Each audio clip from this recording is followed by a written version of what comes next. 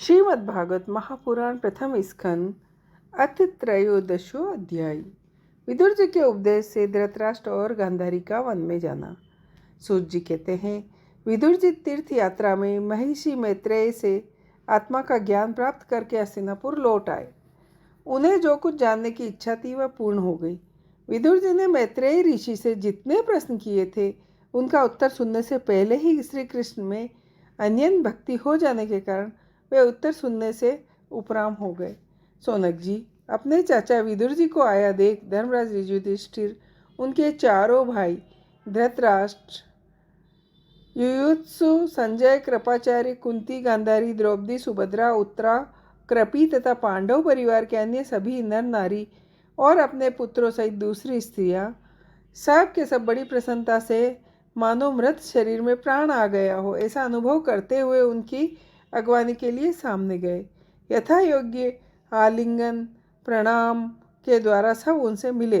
विरह जनित उत्कंठा से कातर होकर सबने प्रेम के आंसू बहाए। युधिष्ठिर ने आसन पर बैठाकर उनका यथोचित सत्कार किया। जब वे भोजन एवं विश्राम करके सुखपूर्वक आसन पर बैठे तब युधिष्ठिर ने विनय से झुककर सबके सामने ही उनसे कहा, चाचा जी, जैसे पक्षी अपने अंडों को पंखों की छाया के नीचे रखकर सेते और बढ़ते हैं, वैसे ही आपने अत्यंत वात्सल से अपने कर कमलों की छत्र छाया में हम लोगों को पाला पोसा है। बार बार आपने हमें और हमारी माता को विषदान और लक्षाग्रह के दाह आदि विपत्तियों से बचाया है। क्या आप कभी हम लोगों को भी याद करते हैं? आपने पृथ्वी पर विचरण करते समय किस वृत्ति से जीवन निर्वाह किया?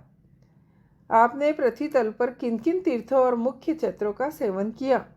प्रभु, आप जैसे भगवान के प्यारे भक्त स्वयं ही तीर्थ स्वरूप होते हैं।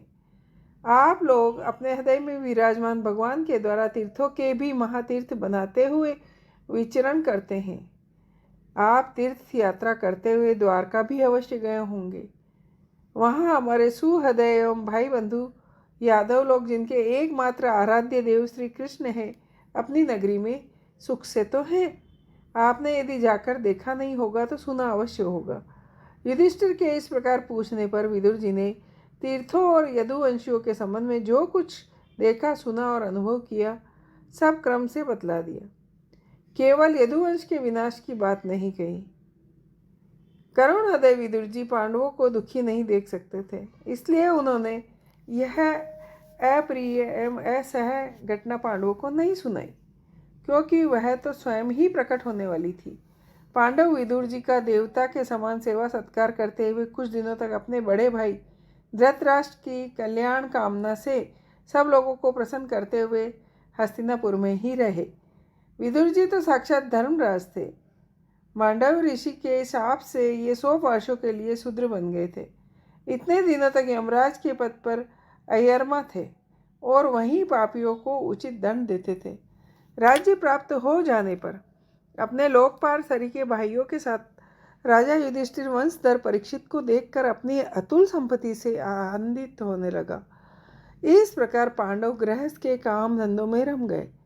उन्हीं के पीछे एक प्रकार से ये बात भूल गए कि अनजाने में ही हमारा जीवन मृत्यु की ओर जा रहा है।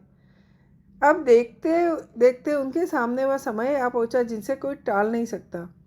परंतु विदुर जी ने काल की गति जानकर अपने बड़े भाई धृतराष्ट्र से कहा, महाराज देखिए, अब बड़ा भयंकर समय आ गया है, झटपट यहाँ से निकल चलिए। हम सब लोगों के सिर पर काल मंडराने लगा है, जिसके टालने का कोई भी उपाय नहीं है। काल के वशीभूत होकर जीवन का अपने प्रियतम प्राणों से भी बात ही बात में वियोग हो जाता है, फिर धन जन आदि दूसरी वस्तु की तो बात ही किया है। आपके चाचा, ताऊ, भाई, पुत्र सभी मारे गए, आपकी उम्र भी ढल गई, शरीर बुढ़ापे का शिकार हो गया, आप पराए घर में पड़े हैं। ओ, इस प्राणी को जीवित रहने की कितनी प्रबल इच्छा होती है। इसी के कारण तो आप भीम का दिया खाकर जीवन बिता रहे हैं। जिनको आपने आग में जलाने की चेष्टा की, विष देकर मार डालना चाहा, भरी सभा में जिनकी विवाहिता पत्नी को अपमानित किया, जिनकी भूमि और धन छीन लिए, उन्हीं के अन्न से पले हुए प्राणों को रखने में अब क्या गौरव है। अब इस शरीर से आपका कोई स्वार्थ साधने वाला नहीं है। इसी की ममता का बंधन काट डालिए। जो संसार के संबंधियों से अलग रहकर अनजाने में अपने शरीर का त्याग करता है वही धीर कहा गया है, चाहे अपनी समझ से या दूसरों की समझ से। जो इस संसार को दुख स्वरूप समझकर इससे विरक्त हो जाता है और अपने अंतःकरण को वश में करके हृदय में भगवान को धारण कर संन्यास के लिए घर से निकल पड़ता है वही उत्तम मनुष्य है। इसके आगे जो समय आने वाला है वह प्राय मनुष्यों के गुणों को घटाने वाला होगा। इसलिए आप अपने कुटुंबियों से छिपकर उत्तराखंड में चले जाइए।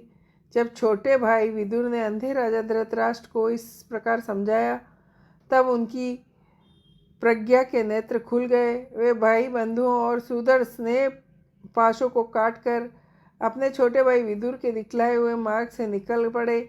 जब परम पतिव्रता गांधारी ने देखा मेरे पतिदेव तो उस हिमालय की यात्रा कर रहे हैं जो सन्यासियों को वैसा ही सुख देता है जैसा वीर पुरुषों को लड़ाई के मैदान में अपने शत्रु के द्वारा किए हुए न्यायी प्रहार से होता है, तब वे भी उनके पीछे पीछे चल पड़ी। अजात शत्रु युधिष्ठिर ने प्रातःकाल संध्या वंदन तथा अग्निहोत्र करके ब्राह्मणों को नमस्कार किया, उन्हें तिल गो भूमि सुवर्ण का दान दिया। उसके बाद जब वे गुरुजनों की चरण वंदना के लिए राजमहल गए तब उन्हें धृतराष्ट्र, विदुर और गांधारी के दर्शन नहीं हुए। युधिष्ठिर ने उद्विग्न चित्त होकर वहीं बैठकर संजय से पूछा, संजय, मेरे वो वृद्ध और नेत्रहीन पिता धृतराष्ट्र कहाँ है? पुत्र शोक से पीड़ित दुखिया माता गांधारी और मेरे परम हितैषी चाचा विदुर कहाँ चले गए? ताऊजी अपने पुत्रों और बंधुओं के मारे जाने से दुखी थे। मैं बड़ा मंदबुद्धि हूँ, कहीं मुझसे कैसी अपराध की आशंका करके वे माता गांधारी सहित गंगा जी में तो नहीं चले गए। जब हमारे पिता पांडु की मृत्यु हो गई और हम लोग नन्हे बच्चे थे तब इन्हीं दोनों ने बड़े दुखों से हमें बचाया। वे हम पर बड़ा ही प्रेम रखते हैं। सूर्य जी कहते हैं, संजय अपने स्वामी धृतराष्ट्र को न पाकर कृपा और स्नेह की विकलता से अत्यंत पीड़ित और वीरातुर हो रहे थे। वे युधिष्ठिर को कुछ उत्तर न दे सके। फिर धीरे धीरे बुद्धि के द्वारा उन्होंने अपने चित्त को स्थिर किया, हाथों से आँखों से आंसू पोंछे और अपने स्वामी धृतराष्ट्र के चरणों का श्रवण करते हुए युधिष्ठिर से कहा, कुलनंदन, मुझे आपके दोनों चाचा और गांधारी के संकल्प का कुछ भी पता नहीं है। महाबाहो, मुझे तो उन महात्माओं ने ठग लिया। संजय इस प्रकार कह ही रहे थे कि तुम्बुरु के साथ देवर्षि नारद वहाँ पहुँचे। महाराज युधिष्ठिर ने भाइयों सहित उठकर उन्हें प्रणाम किया। उनका सम्मान करते हुए बोले, युधिष्ठिर ने कहा, भगवान, मुझे आप दोनों चाचाओं का पता नहीं लग रहा है। न जाने वे दोनों और पुत्र शोक से व्याकुल तपस्विनी माता गांधारी यहाँ से कहाँ चली गई। भगवान, अपार समुद्र में कर्णधार के समान आप ही हमारे पारदर्शक हैं। तब भगवान ने परम भक्त देवर्षि नारद ने कहा, धर्मराज, तुम किसी के लिए शोक मत करो, क्योंकि ये सारा संसार जगत ईश्वर के वश में है। सारे लोक और लोकपाल विवश होकर ईश्वर की ही आज्ञा का पालन कर रहे हैं। वहीं एक प्राणी को दूसरे से मिलता है और वहीं उन्हें अलग करता है। जैसे बैल बड़ी रस्सी में बंधे और छोटी रस्सी में नत्थे रहकर अपने स्वामी का भार ढोते हैं, उसी प्रकार मनुष्य भी वर्णाश्रम आदि अनेक प्रकार